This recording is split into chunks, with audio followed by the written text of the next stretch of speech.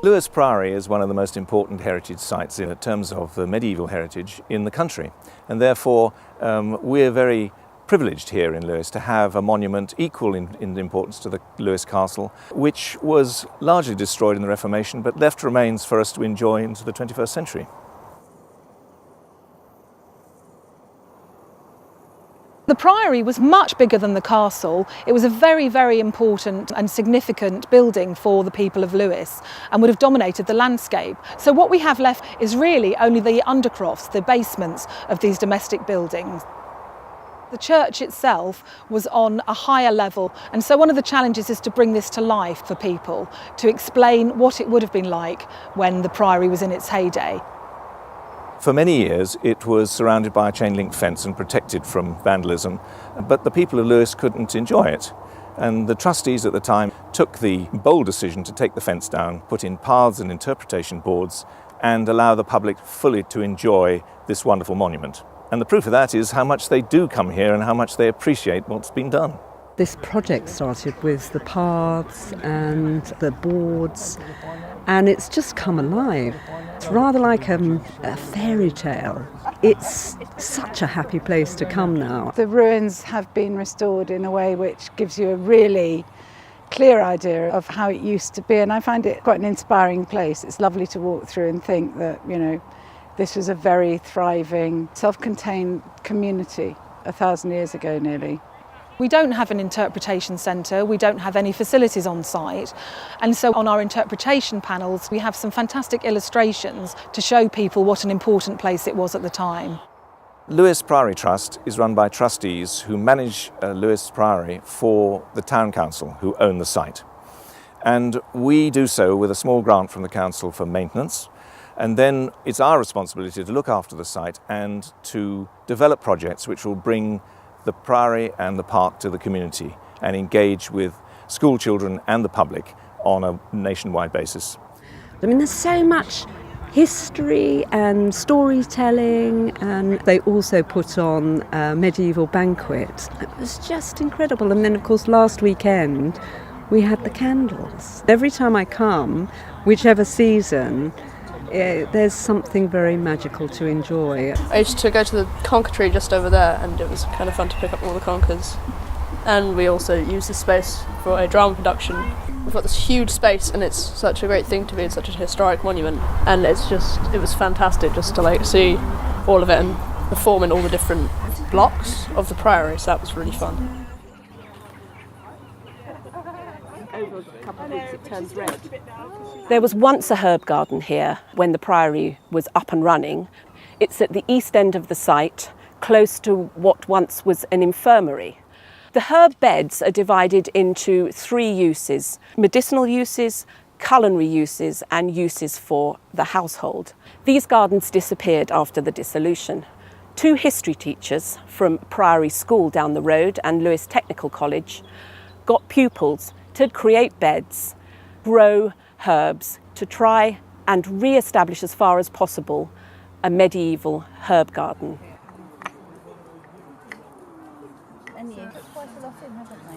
We want the Priory Herb Garden to be central to the experience of the people of Lewes and for it to be as relevant today as it was to the monks in the 11th to 15th centuries.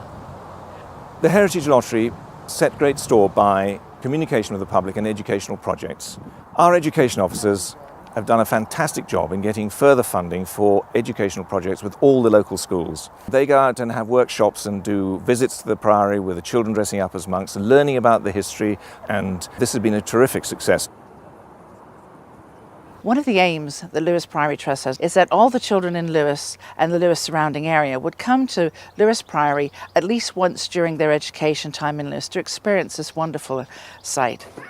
Early part of their session, we let them just run around in the Priory. And then when they come back to us, then it's their Priory. They actually own the landscape. And that's what we want to happen, is we want people in the locality to own this and see that as their Lewis Priory. And then they found this person that he would only surrender to. Stay here with all my soldiers and my brothers. And what do you say? How many soldiers do you have? The king and Simon de Montfort fighting. Why is that? Can anybody tell me why was that? Yeah? Because the king isn't spending his money fair.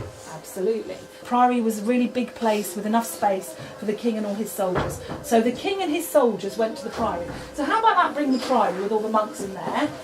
Choose one monk to be the main monk. Yeah, that one.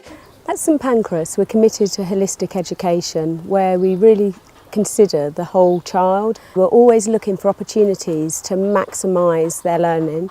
We always try and establish what it is that lights the children's fire. We've been learning how to act like monks and what they were like. That we had to be silent and you were only allowed to talk 15 minutes in a day. If someone had made a noise, they had a punishment and people had to walk over them. We've done 2 different activities of eras. We've done the Tudors and the Battle of Lewis. I'm prepared for the St Pancras Day feast, and we reenacted the battle. I remember pressing these little metal things into clay to make relief panels. I quite like making the calendula oil. The monks used it to heal like cuts and bruises. It's just quite nice to find out about the Priory and what's been happening when it was still up and running. The opportunities that we've had in working with Lewis Priory Trust has enabled the children to really see links across the curriculum. They've wanted to read more, they've wanted to write more. It's enabled them to then look further into their learning. And actually what it's really done is it's promoted independent learning, because even after the projects that we've done, the children have come back to us really inspired and telling us facts that actually even the teachers didn't know the answers to. The children were really able to develop their historical skills, their knowledge and understanding of the Battle of Lewis. They were able to apply those fundamental skills of mathematics, literacy, their writing, their reading comprehension. We can just walk around there and find out more.